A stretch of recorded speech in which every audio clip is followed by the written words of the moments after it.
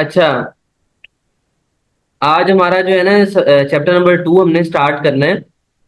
और chapter number 1 जो है इसका मैं थोड़ा सा आप लोगों को रिव्यू दे देता हूँ। चैप्टर नंबर 1 में हमने फर्स्ट ऑफ ऑल सबसे पहले इंट्रोडक्शन पे बात की थी। ठीक है, इंट्रोडक्शन पढ़ने के बाद हमने जो है सेकेंडली इसके जो मेन मेन टॉपिक्स थे उसके अंदर आपका हमने पहले जो है ना 3 मेजर रीजंस को डिस्कस किया था। मॉरल रीजन थी, फाइनेंशियल रीजन थी और लीगल रीजन थी हेल्थ एंड सेफ्टी को वर्क प्लेस के ऊपर मेंटेन करने के हवाले से। इन 3 चीजों को हमने बड़ी डिटेल में डिस्कस किया था। ठीक है। और इसमें जब हमने फाइनेंशियल रीजंस को डिस्कस किया था तो उसमें एक इंपॉर्टेंट टॉपिक था डायरेक्ट जो है आपकी कॉस्ट है और इनडायरेक्ट कॉस्ट है।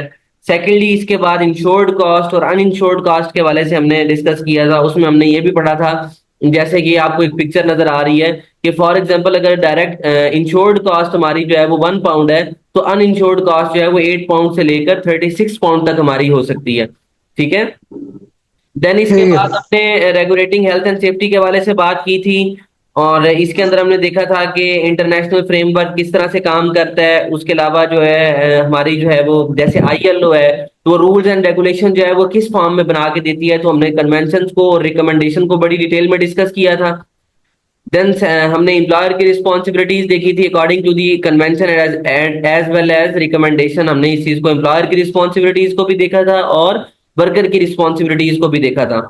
देन उसके बाद हमारा टॉपिक क्या था, कंसिक्वेंसेज ऑफ नॉन कंप्लायंस के इन केस अगर आप हेल्थ एंड सेफ्टी के रूल्स एंड रेगुलेशन को फॉलो नहीं करते तो आपको क्या कंसिक्वेंसेज फेस करने पड़ेंगे। तो ये सारी चीजें हमने डिस्कस की थी। और इसके बाद जो है वो हमारा टॉपिक था कि who does what in the organisation, यानी इस पूरे टॉपिक में हमने क्या देखा था कि जो हमारा एम्प्लॉयर है उसकी क्या रिस्पॉन्सिबिलिटीज हैं। ठीक है। और हमारा जो एम्प्लॉई है वो किस तरह से काम करता है। उसके अलावा जो किसी भी ऑर्गेनाइजेशन के अंदर एक पूरा स्ट्रक्चर होता है मैन पावर का, यानी स्टार्ट वो होता है मैनेजिंग डायरेक्टर है, उसके बाद फिर आगे लोअर लेवल के ऊपर हम जाते हैं, सुपरवाइजर्स हैं, ठीक है, मैनेजर हैं, सुपरवाइजर हैं और फिर फर्स्ट लाइन वर्कर्स हैं। तो इस तरह से हमने देखा था कि किस तरह से ऑर्गेनाइजेशन के अंदर हायरार्की एक पूरी बनती है टॉप मैनेजमेंट से लेकर फर्स्ट लाइन वर्कर तक और उनकी क्या क्या रिस्पॉन्सिबिलिटीज है। फिर हमने एक टॉपिक देखा था शेयर्ड रिस्पॉन्सिबिलिटीज के हवाले से। इस टॉपिक में हमने क्या डिस्कस किया था कि लेट्स सपोज अगर आपकी वर्क प्लेस जो है वो एक या एक से ज्यादा, यानी एक से ज्यादा जो एम्प्लॉयर हैं वो लोग शेयर कर रहे हैं, आपकी प्रीमिसेस शेयर हैं, तो उस सिचुएशन में आपने किस तरह से ऑपरेट करना है, वहां पे आपने कौन कौन सी चीजें एक दूसरे के साथ शेयर करनी है। तो हमने देखा था कि इमरजेंसी प्रोसीजर्स हैं, रिस्क असेसमेंट है, इवैक्यूएशन प्लान्स हैं। ठीक है। तो ये सारी चीजें जो हैं आपने जो जो भी एम्प्लॉयर उस जगह पे काम कर रहे होंगे उन्होंने आपस में शेयर करनी होती हैं। उसके बाद लास्ट में हमारा इस चैप्टर का जो सबसे इंपॉर्टेंट टॉपिक था वो था कॉन्ट्रैक्टर की मैनेजमेंट के हवाले से कि आपने कॉन्ट्रैक्टर को किस तरह से मैनेज करना है, उसको सिलेक्ट किस तरह से करना है। सिलेक्शन जब आप कर लेंगे तो उसके साथ आपने प्लानिंग और कोऑर्डिनेशन किस तरह से करनी है वर्क प्लेस के ऊपर। और लास्ट में फिर जब वो काम करना स्टार्ट कर देगा तो उसकी मॉनिटरिंग वगैरह आप किस तरह से करेंगे। ठीक है, तो ये सारा टॉपिक हमने बड़ी डिटेल में डिस्कस किया था। तो इस तरह से ये हमारा चैप्टर नंबर 1 जो था ये कंप्लीट हो गया था। आज जो है वो हमने चैप्टर नंबर 2 स्टार्ट करना है। चैप्टर नंबर 2 जो है उसका नाम हमारे पास है how health and safety management system work and what they look like. ये हमारे चैप्टर का नाम है। निबोश का एलिमेंट नंबर 2 है how health and safety management systems work and what they look like. अब जैसे कि आपको नाम से ही आइडिया हो रहा है कि हम अब इसके अंदर health and safety management systems को जो है वो स्टडी करेंगे। ठीक है। इस चैप्टर के अगर लर्निंग ऑब्जेक्टिव्स के ऊपर बात करें तो मेजर 2 लर्निंग ऑब्जेक्टिव्स हैं इसके अंदर। वो कहता है कि once you have studied this element you should be able to. अब कह रहा है कि कौन कौन सी 2 चीजें आपको आनी चाहिए इस चैप्टर को पढ़ने के बाद, तो give an overview of element of the health and safety management system and the benefits of having the formal certified system. यानी वो बता रहा है कि आपको health and safety management system को फॉलो करने के क्या फायदे होंगे, और अगर आप किसी certified health and safety management system को फॉलो करते हो तो उससे आपको क्या फायदा मिलेगा। सेकंड मेन ऑब्जेक्टिव और मोस्ट इंपोर्टेंट ऑब्जेक्टिव जो कि health and safety management system का जहां से स्टार्ट होता है वो होगी हमारी पॉलिसी के discuss the main ingredients of the health and safety management system that make it effective. यानी पॉलिसी क्या है, रिस्पॉन्सिबिलिटीज क्या है, और उस हवाले से अरेंजमेंट्स के ऊपर हम बात करेंगे। यानी यानी इस चैप्टर के अंदर दो मेजर टॉपिक हैं, health and safety management systems के और दूसरा पॉलिसी। ठीक है, नेक्स्ट अगर हम इसके आए पेज के ऊपर,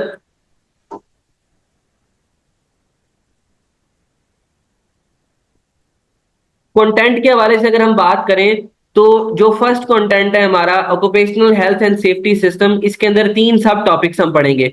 introduction to occupational health and safety management system, number two एक health and safety management system है ILO OSH यानी ओश, ILO ओश 2001। ठीक है, द इंटरनेशनल लेबर ऑर्गेनाइजेशन का मैनेजमेंट सिस्टम है ऑक्यूपेशनल सेफ्टी एंड हेल्थ का 2001 का, ये हम डिस्कस करेंगे, इसको स्टडी करेंगे। सेकेंडली हम ISO 45001 जो है उसको डिस्कस करेंगे। तीन टॉपिक्स इसमें हम पढ़ेंगे इस वाले यानी मेन टॉपिक के अंदर। और जो दूसरा हमारा सेकंड टॉपिक है वो making the management system work यानी हेल्थ एंड सेफ्टी पॉलिसी। इसके अंदर सब टॉपिक्स कौन से हैं? Introduction to health and safety policies है, three parts of health and safety policy, और लास्ट पे इसका रिव्यू होगा, और इसके बाद हमारी समरी इसके अंदर होगी। ठीक है, अब हम बात अगर करें अपने पहले मेन टॉपिक की, तो वो हमें क्या कहते हैं? Occupational health and safety management system. इसके अंदर हम अब सबसे पहले इसका इंट्रोडक्शन पढ़ लेते हैं कि health and safety management system जो है ये क्या चीज है।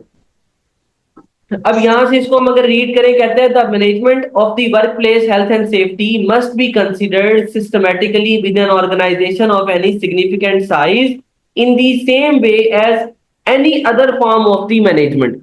यानी वो कह रहे हैं कि किसी भी ऑर्गेनाइजेशन के अंदर जब हम हेल्थ एंड सेफ्टी के मैनेजमेंट सिस्टम की बात करें तो हेल्थ एंड सेफ्टी का मैनेजमेंट सिस्टम उसी तरह से काम करता है, उसी तरह से प्रॉपर वे में इसको डिजाइन किया जाता है, डिफाइन किया जाता है, जिस तरह से बाकी मैनेजमेंट सिस्टम है। यानी प्लानिंग आप कह लो, मैकेनिकल की एक्टिविटीज कह लें आप, उसके अलावा E&I की एक्टिविटीज कह लें, यानी जिस तरह से बाकी डिफरेंट एक्टिविटीज को मैनेज किया जा रहा होता है, इसी तरह से हेल्थ एंड सेफ्टी को भी प्रॉपर तरीके से एक प्रॉपर मैनेजमेंट सिस्टम को फॉलो करते हुए हम क्या करते हैं? उसको मैनेज करते हैं।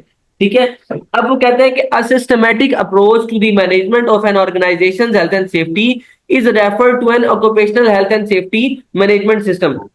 अब कहते हैं कि इस सारे वे को सिस्टमैटिक वे में करने के लिए हम एक मैनेजमेंट सिस्टम को फॉलो करेंगे। वो क्या होगा? Occupational health and safety management system होगा। ठीक है, नेक्स्ट वो कहते हैं there are two common occupational health and safety management system used by the organisation internationally. These are usually identified by the reference to their publications and the codes ILO OS 2001 and ISO 45001।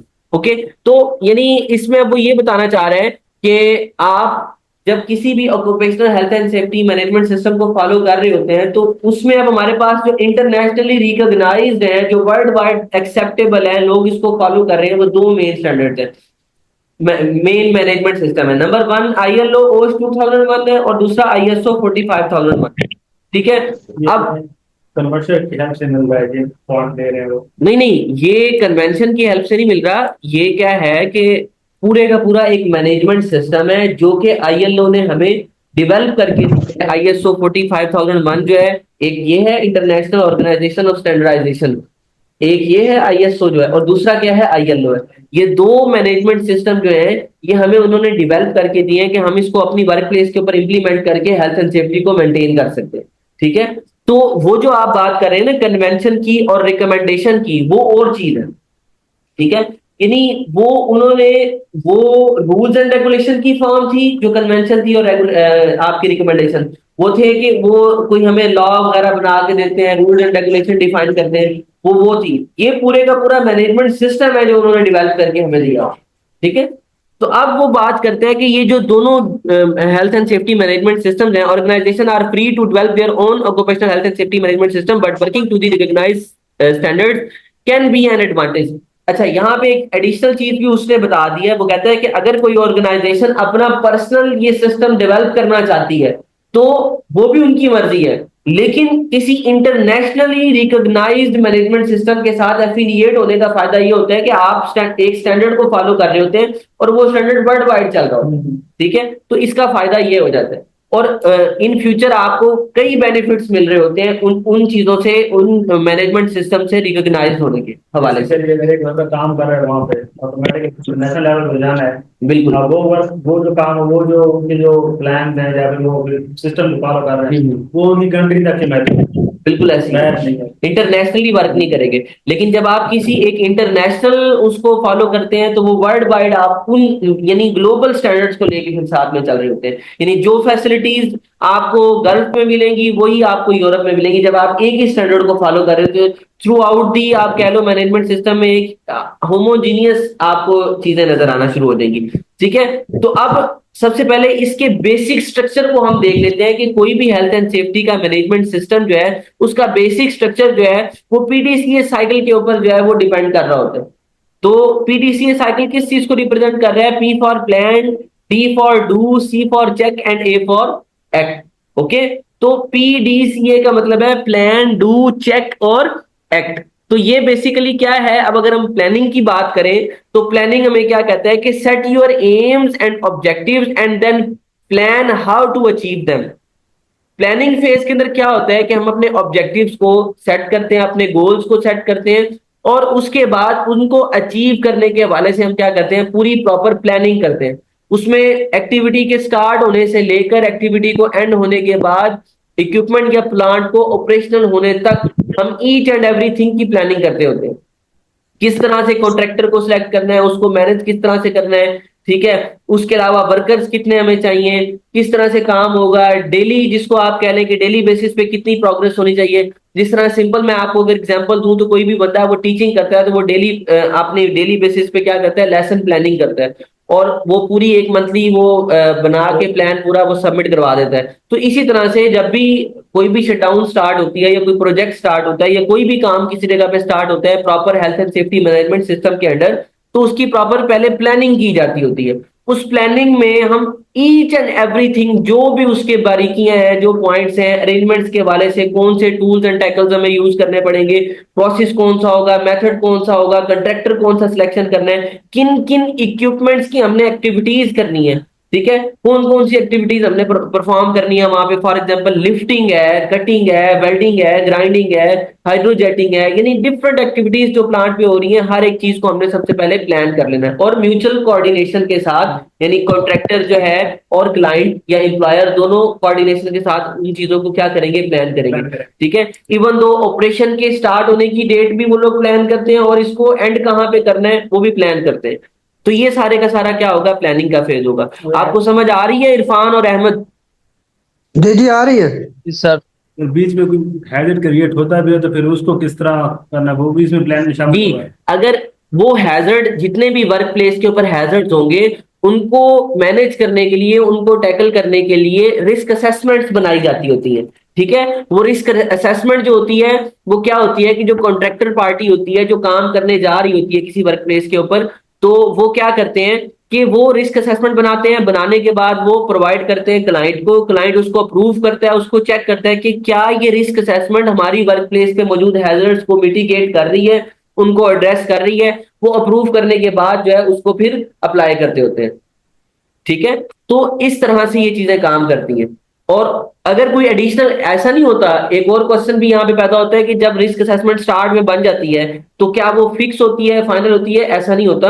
अगर during work कोई new hazard, कोई ऐसा hazard highlight होता है जो कि risk assessment में mention नहीं है, तो हम उसको भी कंसीडर करेंगे और रिस्क असेसमेंट को रिवाइज करेंगे या उसके अंदर वो पॉइंट भी ऐड करेंगे। ठीक है, तो ये सारा सिनेरियो होता है। सेकंड पोर्शन जो हमारे पास है इस मैनेजमेंट सिस्टम का, या सेकंड पार्ट जो है या सेकंड स्टेप जो है वो क्या है? डू का फेज, यानी इंप्लीमेंट करें, उसको एग्जीक्यूट करें, प्रैक्टिकली जो आपने प्लानिंग किया वो उसको स्टार्ट करें। ठीक है, उसके हवाले से जो भी मामला हैं उनको हमने, अब जैसे फॉर एग्जांपल हमने मेंटेनेंस एक्टिविटी देख रहे हैं तो किसी एक्सचेंजर की हमने मेंटेनेंस करवानी है, उसका ट्यूब बंडल है उसको हमने रिपेयर करना था या उसकी क्लीनिंग करनी थी, तो अब उसको हमने प्लानिंग फेज में सारा कुछ प्लान कर लिया कि किस तरह से इसको निकालना है, क्रेन लगेगी, यहाँ पे बंडल पुलर लगेगा, यहाँ पे परमिट होगा, रिस्क असेसमेंट बनेगी, वर्क मेथड स्टेटमेंट होगी। अब वो सारी कहानी प्लानिंग फेज में हमने कंप्लीट कर ली, अब प्रैक्टिकली उसको इंप्लीमेंट करने का टाइम है। ठीक है, तो रिस्क असेसमेंट को फॉलो करते हुए और work permit to work system को फॉलो करते हुए हम सेफली उस टास्क को क्या करेंगे? एग्जीक्यूट करेंगे। तो ये था डू का फेज। ड्यू फेज में, जो प्लानिंग फेज में मुख्तलिफ पोर्शन बनाए जाते हैं। ठीक है, पहले आपकी ये प्लानिंग हो गई, वहां से स्टार्ट काम कर रहे हैं जी जी, तो हर पोर्शन को अलग अलग उनको टाइम ड्यूरेशन डिवाइड कर दी जाती है कि हाँ इतने दिनों में हमें ये काम करना है, इतने दिनों में ये काम करना है, या फिर टोटली एक ही बात है, 20 दिन। नहीं, हर डेली बेसिस के ऊपर प्रोग्रेस होती है। डेली बेस पे जो सुपरवाइजर होता है वो जो और सुपरवाइजर डे शिफ्ट का भी और नाइट शिफ्ट का भी, डे वाला आता है वो सारा काम करवाता है, काम करवाने के बाद वो प्रोग्रेस नाइट वाले को बता देता है कि आज डे में मैंने ये काम किया, नाइट में आपने ये काम करना है। तो इस तरह से ये साइकिल चलता है और डेली बेस पे इसको रिपोर्ट किया जाता है। और इसकी इवन दो कि शटडाउन की कंप्लीशन की रेशो बकायदा तौर पे इंटरनेट जो उनके ऑफिशियल नोटिस बोर्ड जो उनकी स्क्रीन होती हैं उस पे वो बता रहे होते हैं कि इतने परसेंट शटडाउन कंप्लीट हो गया, टोटल इतने इक्विपमेंट थे, इतने इक्विपमेंट हमने कंप्लीट कर दिए। तो ये डेली बेस पे इस चीज को मॉनिटर कर रहे होते हैं। ये वो सिस्टम नहीं होता कि 20 डेज का आपके पास टाइम है और इसमें आपने कंप्लीट कर देना है, नहीं। क्योंकि इसमें तो फिर जाहिर सी बात है लोग डिले करेंगे, सुपरवाइजर भी कहेंगे यार इतने दिन पड़े हुए हैं। तो इसलिए उन्होंने डेली बेस पे जो पीछे बैक हैंड पे प्लानिंग का डिपार्टमेंट होता है वो डेली बेस पे इस चीज को मॉनिटर कर रहा होता है। ठीक है, तो ये सिस्टम होता है। जब डू का फेज कंप्लीट हो जाता है तो उसके बाद फिर चेक का फेज आता है। अब चेक का क्या मतलब होता है? Monitor your performance towards the aim and objectives that you set yourself.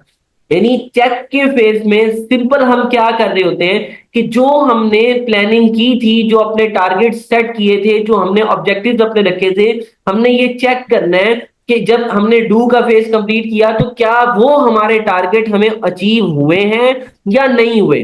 ठीक है, तो चेक के अंदर ये काम कर रहे होते हैं। और इसके बाद अगर मैं लास्ट पॉइंट की बात करूं एक्ट की, तो एक्ट में क्या होता है कि रूटीनली रिव्यू करते हैं प्रोग्रेस को एंड चेंज करते हैं what you are doing if it looks like you are missing your targets.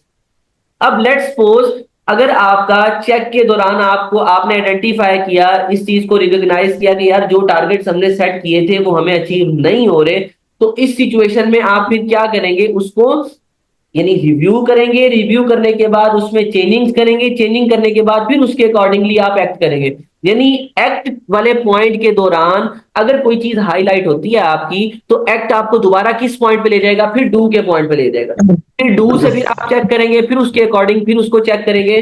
ठीक है, यानी उसके अकॉर्डिंग एक्ट करेंगे। तो इस तरह से ये साइकिल कंप्लीट होगा आपका। तो ये है एक basic health and safety management system जो कि बेस कर रहा है पीडीसीए साइकिल के ऊपर, plan do check and act. Plan mean simple planning करनी है, डू मीन एग्जीक्यूट करना है, चेक मीन उसको इवेलुएट करना है, चेक करना है कि जो ऑब्जेक्टिव्स थे वो अचीव हो रहे हैं या नहीं। इन केस अगर ऑब्जेक्टिव अचीव नहीं होते तो उसमें जहां नेसेसरी चेंजिंग है वो करने के बाद उसके अकॉर्डिंग फिर हम दोबारा से एक्ट करेंगे। तो इस तरह से ये साइकिल हमारा क्या होगा? कंप्लीट होगा।